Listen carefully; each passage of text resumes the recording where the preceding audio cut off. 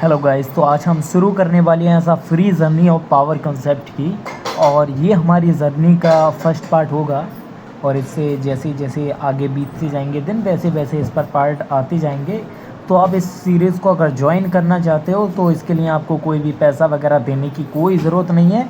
बस आप मेरे यूट्यूब चैनल को सब्सक्राइब कर लीजिए और पावर कॉन्सेप्ट सीरीज़ से जुड़ जाइए। बस इतना ही आपको करना है। और मैं आपको पावर का एज आ फुल नॉलेज देने की कोशिश करूँगा एज आ यूट्यूब पर फ्री में। तो चलिए जो भी हैं अपने साथ में बढ़ते हैं आगे और अपने पावर कॉन्सेप्ट नॉलेज को आगे बढ़ाते हैं। ठीक है, तो हमारे ये फर्स्ट लेक्चर है और आज से हम अपनी सीरीज़ को स्टार्ट करेंगे। ठीक है, तो ये पावर कंसेप्ट आखिर होता क्या है? एक्चुअली में अगर मैं बात बताऊं तो ये पावर से जितनी भी ये मार्केट में सारी चीज़ें होती हैं, पावर वगैरह हो गई या फिर कोई और न्यू स्ट्रेटजी हो गई, तो ये सारी जितनी भी हैं ये कोई यही नहीं है कि मार्केट में सिर्फ यही हैं सब कुछ, इसी से मार्केट क्रैक होगा। नहीं, ये सिर्फ स्ट्रेटजीज़ हैं। इसके द्वारा आप मार्केट को क्रैक करते हो। मैं मानूँ कि पावर का जो एक्यूरेसी लेवल है, जो विनिंग रेशियो है, उसका काफ़ी ज़्यादा है। तो इसको ऐसा मानते हैं लोग कि पावर काफ़ी अच्छा है, पावर से सब कुछ क्रैक हो सकता है। क्योंकि यहाँ पर कंपाउंडिंग जैसी चीज़, जहाँ पहले कभी सपना लगता था एक कंपाउंडिंग करने का, वो आज पॉसिबल हो पा रहा है। और ऐसे न्यू बंदे भी कंपाउंडिंग जैसे कर पा रहे हैं अपने जो भी हैं। लेकिन अगर मैं बात करूँ पावर कंसेप्ट एक्चुअल में क्या पूरी मार्केट को क्रैक कर सकता है, तो डेफिनेटली यहाँ पावर जो कंसेप्ट है वो बनाया ही इसलिए है, वो स्ट्रेटजी इतनी पावरफुल स्ट्रेटजी है पावर की कि वो हर मार्केट को क्रैक कर सकती है। फॉरेक्स, क्रिप्टो और बाइनरी, आप हर मार्केट को क्रैक कर सकते हो सिर्फ इस मार्केट के बलबूते पर। ठीक है, तो अपनी जो फर्स्ट लेक्चर होगा, मैं यहाँ पर पावर का मैंने एज अ बेसिक बता दिया है कि पावर क्या चीज़ है। और पावर को अगर एक नज़रिए से देखें तो पावर एक्चुअली में मिलता कहाँ है, कहाँ देखा जाता है, वो सारी कुछ भी मैं इस सीरीज़ के अंदर बताने वाला हूँ आप लोगों को। तो बस मेरी इस सीरीज़ का एक बनाने का मकसद सिर्फ यही है, यही मतलब था कि जो बेचारे जिनके पास मेंटोर ख़रीदने के कुछ पैसे नहीं होते, वो लोग इधर उधर भटकते रहते हैं और एज आ मार्केट में उनके साथ काफ़ी ज़्यादा स्कैम भी होता है। तो इसीलिए मैं इस सीरीज़ को लाया हूँ एज आ उन लोगों जो मिडिल क्लास से फैमिली बिलोंग करते हैं, मिडिल क्लास से, तो वो लोग भी यहाँ पर पढ़ पाएँ अच्छे से। तो मेरे बनाने का मकसद इस सीरीज़ का बस यही है। तो अगर आप लोग अगर सीखना चाहते हो, एज आप मिडिल क्लास से हो या फिर मुझ पर कोई फ़र्क नहीं पड़ता, तो आप बेशक यहाँ पर एक ज्वाइन कर सकते हो क्योंकि ये फ्री है, एज आ फ्री है नॉलेज। ठीक है, तो बढ़ते हैं अपने लेक्चर की ओर। यहाँ पर क्या है, फर्स्ट हमारा होगा मार्केट स्ट्रक्चर, और फिर मार्केट सेंटिमेंट, और फिर क्या पढ़ेंगे हम, कैंडल साइकोलॉजी।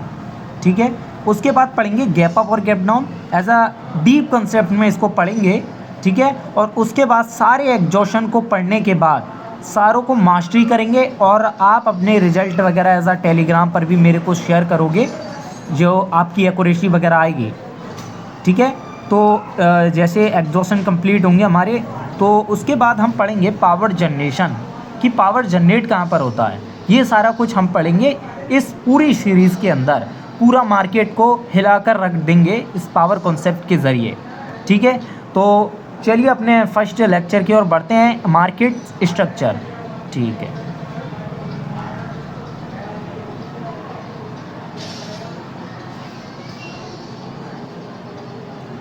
Market structure.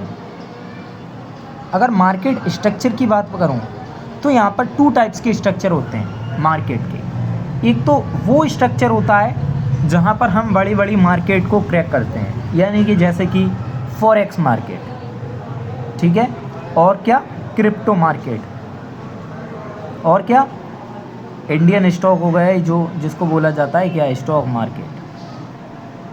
और जो दूसरा होता है एज आ छोटे टाइम फ्रेम पर, जहाँ मिनिमम एक बाइनरी नंबर्स पर हम काम करते हैं, बाइनरी कैंडल्स पर काम करते हैं, उसको बोलते हैं बाइनरी मार्केट। यानी कि बाइनरी का मतलब ही छोटा होता है, बाइनरी मार्केट। ठीक है, तो ये हमारे 2 टाइप्स के स्ट्रक्चर होते हैं। अब आप नाम तो समझ ही गए होंगे। यहाँ पर जो अपना पहले का होता है वो है एक्सटर्नल, जो ऐसा बड़ा माना जाता है, एक्सटर्नल बाहरी, और इंटरनल जो ऐसा छोटा होता है, जो इंटरनल के अंदर होता है। कैसे होता है ये जानो अभी देखो।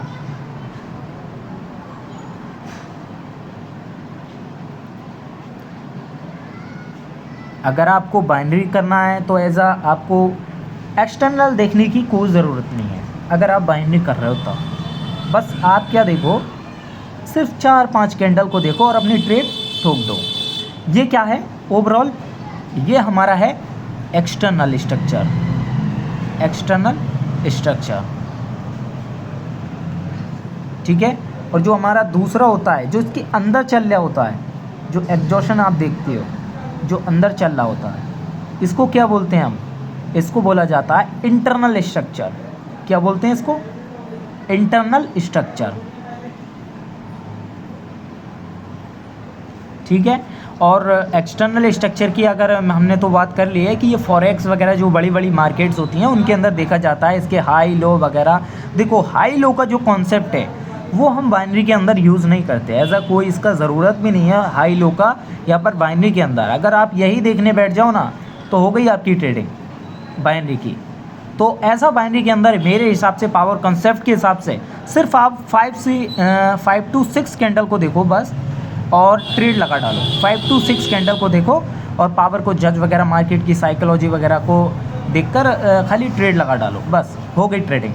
कोई ज़्यादा बड़ा झोल नहीं है। यहाँ पर आप लोग क्या देखते हो, यहाँ पर देखते हो क्या हाई लो, कहाँ पर हाई टूटा है, कहाँ पर लो टूटा है, कहाँ ट्रेंड लाइन बनी है, कहाँ वो, अरे ये सब एक चूतियों वाली बात होती है। सही में अगर इन पर टाइम वेस्ट करना है तो आप कर सकते हो डेफिनेटली, इस पर भी ट्रेडिंग हो सकती है, ऐसा नहीं है कि इस पर ट्रेडिंग नहीं हो सकती, डेफिनेटली हो सकती है। लेकिन पावर कॉन्सेप्ट ये आपका क्या करता है, एक्यूरेसी लेवल हाई करता है, प्लस आपकी जो वो है पेशेंस का लेवल वो भी ड्रॉप करता है, और प्लस आपका क्या करता है, जो आपकी जो विनिंग रेशियो है, कंपाउंडिंग जैसी चीज़ को पॉसिबल, जब इम्पॉसिबल लगता था वो पॉसिबल बनाता है उसको, और यहाँ पर हम बैक टू बैक ट्रेड कर पाते हैं।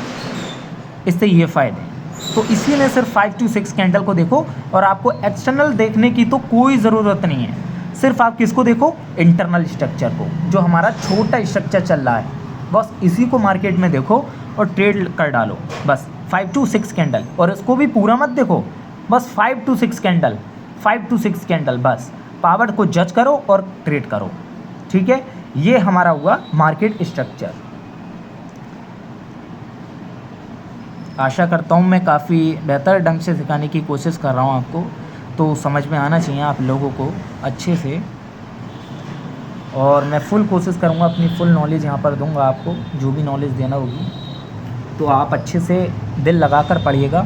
और इस वीडियो को बार बार रिपीट करके भी देख सकते हो आप। क्या चीज़ें, मेरा हर एक बोल आपके लिए बहुत मायने रखता है, तो इसीलिए अगर आप नोट्स वगैरह बना रहे हो तो बनाना चालू कर दो, अगर नहीं बना रहे हो तब, क्योंकि मैं जो बोलता हूँ उस बोल की कीमत को आप नहीं समझ सकते, वो इंसान समझ सकता है जो मार्केट को एक बेहतर ढंग से क्रैक करना जानता है, एक पूरी तरीके से मार्केट को क्रैक करने का जज्बा रखता है।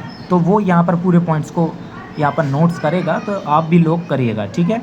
और बढ़ते हैं, एक तो जो अपना सेंटिमेंट होता है, क्या देखो, bullish sentiment, bearish sentiment, sideways, ये तीन जो होते हैं मार्केट में, ये देखो, एक तो बुलिश में चलता है मार्केट और एक डाउन मार्केट जाता है, ठीक है। और एक होता है साइड वेज, जहाँ पर मार्केट स्टक हो जाता है, मार्केट क्या हो जाता है, स्टक।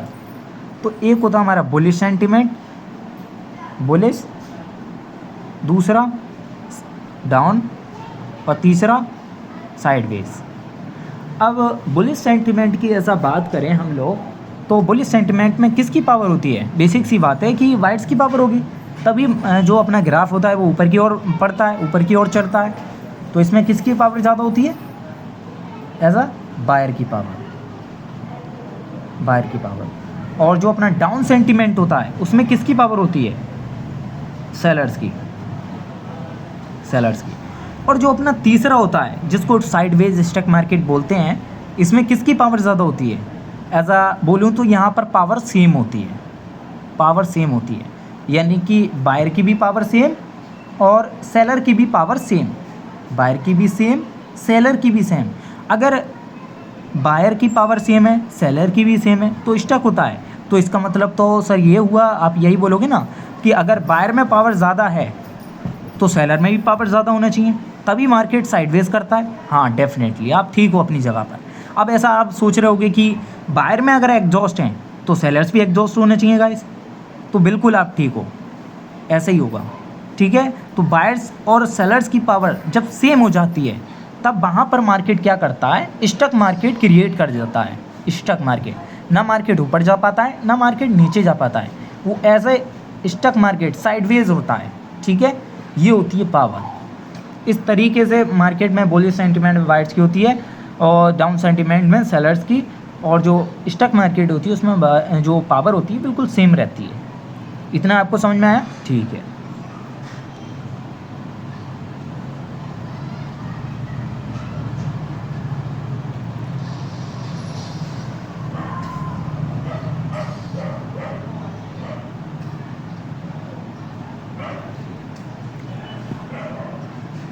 अब देखो यहाँ से मार्केट चल रहा है ऊपर। ठीक है गाइस, और इसका नाम दे देना शिफ्टर। क्या? शिफ्टर, शिफ्टर नाम दे देना इसका।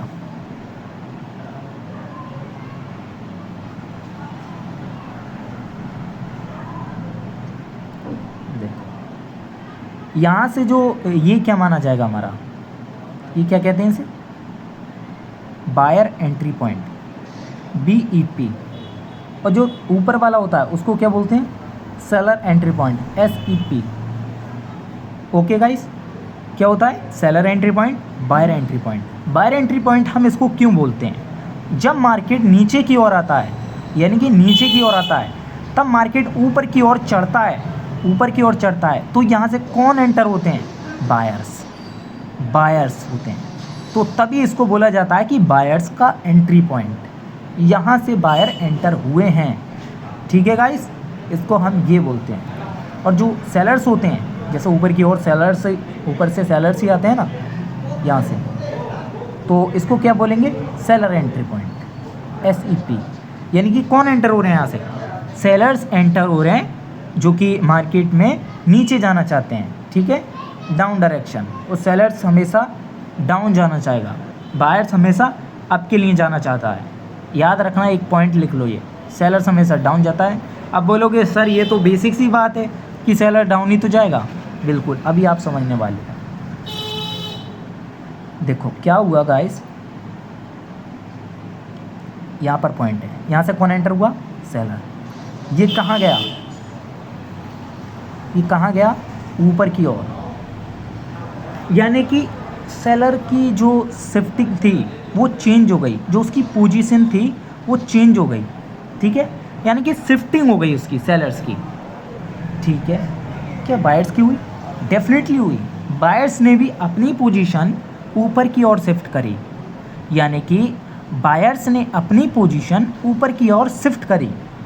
और अब देखो क्या सेलर्स ने करी, हाँ सेलर्स ने अपनी पोजीशन ऊपर की ओर शिफ्ट करी। अब एक बात सोचो गाइस, सेलर्स, मैंने क्या बोला था कि हमेशा नीचे जाना चाहते हैं, वो कभी भी नहीं चाहेंगे हम ऊपर जाएं। अगर वो ऊपर जा रहे हैं तो उसकी गलती है ये, नहीं, ये सेलर्स की गलती नहीं है। सेलर्स को एक तरीके से ऊपर की ओर ज़बरदस्ती ले जाया जा रहा है, ऊपर की ओर, तभी सेलर्स ऊपर की ओर चढ़ रहे हैं। वो सेलर्स तो नीचे जाते हैं ना, तो उसकी पोजीशन चेंज करवा रहे हैं, कौन, बायर्स। समझ में आए, बायर्स चेंज करवा रहे हैं। यानी कि बायर्स के पास इतनी ज़्यादा पावर है कि वो सेलर्स की पोजीशन को चेंज कर रहे हैं, ऊपर की ओर शिफ्ट कर रहे हैं। यानी कि इतनी तगड़ी पार्टी को ऊपर की ओर वो शिफ्ट कर रहे हैं, इसका मतलब क्या है, बायर्स के पास पावर है। ठीक है, बायर्स ने अपनी पोजीशन को शिफ्ट करी, लेकिन सेलर्स की भी करवा डाली, तो इसका मतलब मार्केट ऊपर जा रहा है, ऊपर की ओर चढ़ रहा है। आई बात समझ में? तो ओके, इसको डीप में और ज़्यादा पढ़ेंगे ठीक है। अब नेक्स्ट क्लास का इंतज़ार करिए, ऐसा मैं नेक्स्ट क्लास जल्दी आप लोगों के लिए लाने वाला हूँ, ठीक है। और इस चैनल पर अगर आप नए हो तो प्लीज़ सब्सक्राइब कर लीजिए, क्योंकि ऐसी सीरीज़ मैं अब स्टार्ट कर दी है मैंने, और ये अपना फर्स्ट लेक्चर था पावर कॉन्सेप्ट का।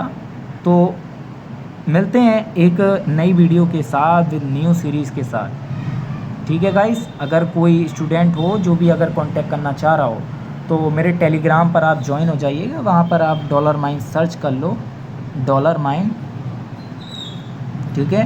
$माइन सर्च करो ऐसा टेलीग्राम पर जाकर, वहाँ पर आप ज्वाइन हो सकते हो, या फिर मेरे डिस्क्रिप्शन में जाके वहाँ से भी, या फिर अबाउट सेक्शन में जाके $माइन का एक टेलीग्राम का ग्रुप है, वहाँ पर आप ज्वाइन हो सकते हो।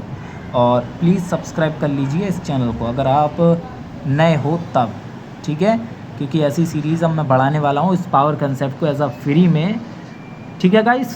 तो मिलते हैं नेक्स्ट सीरीज़ में, ओके।